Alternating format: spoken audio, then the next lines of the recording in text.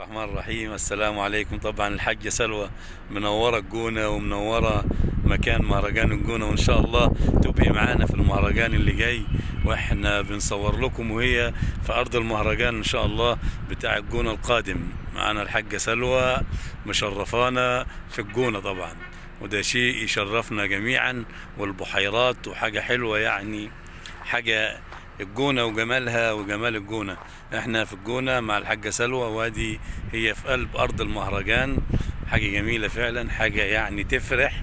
حاجة سلوى طبعا شرف لينا ان احنا نبقوا متواجدين معاها، منورانا حاجة. الله يحفظك ويبارك لك يا استاذ احمد يا رب. يعني حاجة حلوة فعلا، حاجة جميلة فعلا. وادي المهرجان يا جماعة، والجونة وجمالها، والحاجة سلوى مشرفة الجونة كلها. ادي بصراحه جونة جميله قوي قوي قوي قوي، يعني نفسي اي حد يجي يزورها بصراحه ويشوف المكان. فعلا مصر فيها اماكن جميله قوي قوي قوي.